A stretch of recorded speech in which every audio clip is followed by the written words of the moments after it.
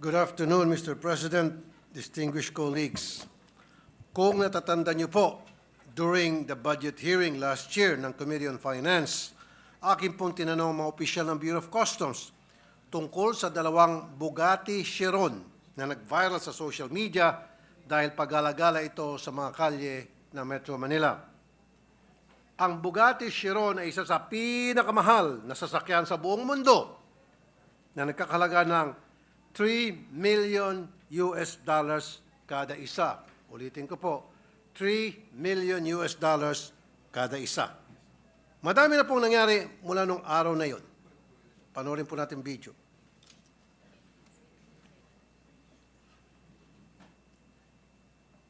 Bugatti Chiron. Yung backup niya, G63 Mercedes Brabus. So, chinek ko po yung presyo ng Bugatti Chiron. That's 3 million US dollars ang tag price.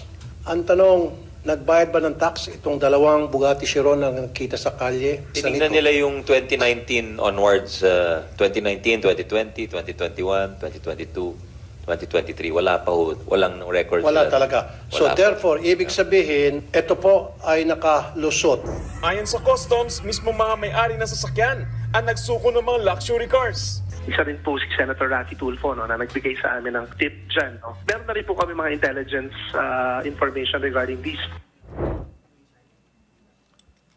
As early as now, medyo kinukongratulate ko po ang Bureau of Customs for recovering one of the two Bugatti Chirons last February 9. Pero, Mr. President, bago nakamtan ang tagumpay na ito, sandamakmak na kapalpakan muna nangyari at nakapasok itong Bugatti Chiron nito nang walang record sa customs at narehistro pa sa LTO.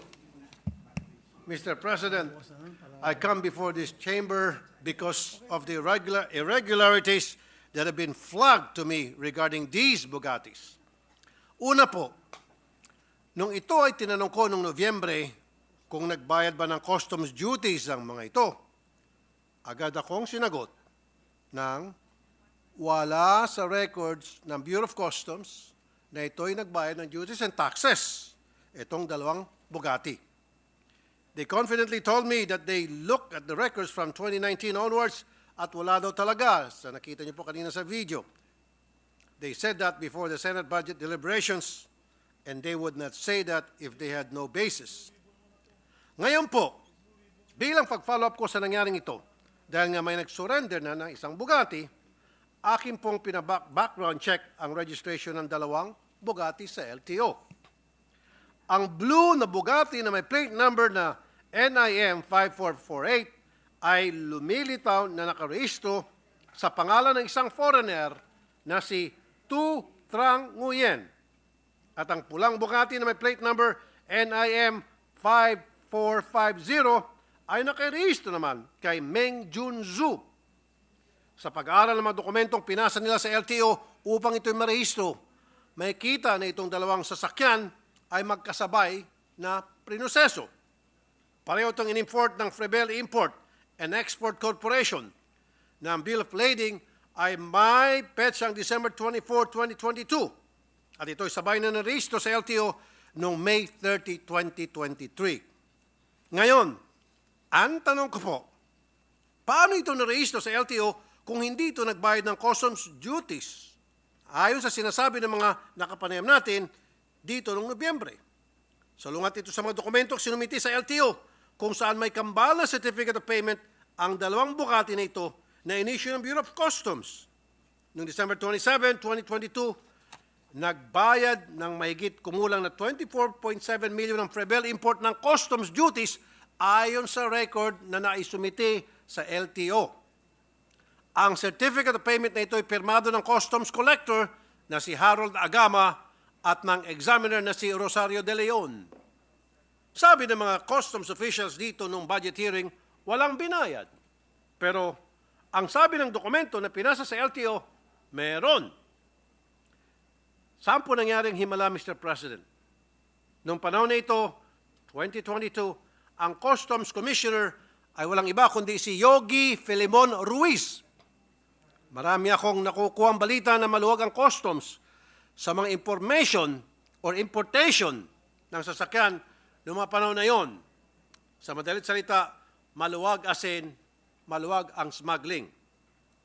At sino naman itong si Yasser Abbas, na Director for Imports and Assessment Services ng Bureau of Customs? Sa kanya dumadaan ang pag-approve ng mga pumapasok ng mga sasakyan. Ano ang nangyari dito? Mr. President, sanga-sangang problema po ang nais ko mabigyan diin ngayong araw. Una po, ang smuggling. Makikita po natin na may nakagawa ng paraan para mag-import ng mga luxury vehicles nang hindi nagbabayad ng karapatang buwis. Ayon sa kaduda-dudang Certificate of Payment na sinabit sa LTO, 24.7 million lang ang binayaran ng kada Bugatti owner. Pero kung i-compute ito, mahigit 207 million kada Bugatti ang estimated duties and taxes na dapat sana nakolekta ng gobyerno. Ibig sabihin, naluging gobyerno ng 183 million pesos kada sasakyan, or a total of 366 million pesos ang nalugi. Ito ay kung tunay ang mga dokumentong sinumitin nila sa LTO. Tinawagan po namin ulit ang Customs tungkol sa Certificate of Payment na ito. Ang sagot po ng Customs kaninang umaga sa amin ay doubtful daw po sila sa legitimacy ng mga dokumento na sinabit sa LTO. Hindi pa po kami kayang idiretso. Pangalawa, Mr. President, may problema po ang LTO sa kanilang registration process. Paano po ito nakalusot? Napakarami na pong pagkakataon na may mga smuggled luxury vehicles na narehistro ang LTO. Siyempre, sasabihin nila, tinignan nila mga pinasang mga papeles at ito'y wala namang kahinahinala sa kanilang nakikita. Ito na nga ang gusto kong matutukan natin dito. Sana maisaayos na ang modernization program ng Customs para madaling mag-coordinate ang iba't ibang ahensya ng gobyerno tulad ng LTO. Dehado po ang taong bayan dito. We have to implement already the National Single Window Program. Itong Customs, they keep on delaying it sapagkat sila ay kumikita dito. Just this year, we gave them a budget of more than 1 billion pesos for their modernization program. This should be utilized to enhance our ability to collect customs duties efficiently. Napakamakapangyarihan po nitong mga Bugatti owners. May galamay sila sa napakaraming ahensya ng gobyerno. At ayon sa isang article, itong si Trang Tu Nguyen, na isa sa mga may-ari ng Bugatti, ay isang insidente na-involve siya na isang Ferrari F8 pumasok sa EDSA bus lane.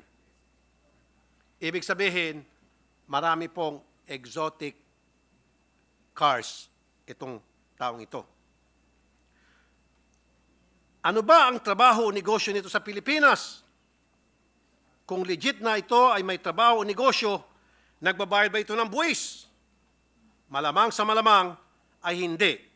Dahil kung nakalusot ito sa Customs na mahigpit ang pagbabantay nga kung tutuusin, mas lalo pa sa BIR. Ilan pa kaya ang katulad ni Nguyen na may pribileyo sa Customs, BIR, LTO at Immigration? Mr. President, according to our Constitution, tayo po inatasang mag-evolve ng progressive system of taxation. Ibig sabihin, mas mataas ang kita, mas malaking binabayaran na buwis. Pero base sa mga napag-alaman natin ngayon, ang progressive po ay hindi taxation, kundi tax evasion. Mr. President, we need funds to run this government and to provide service to the people that has developed an effective system that would prevent tax evasion and corruption. Maraming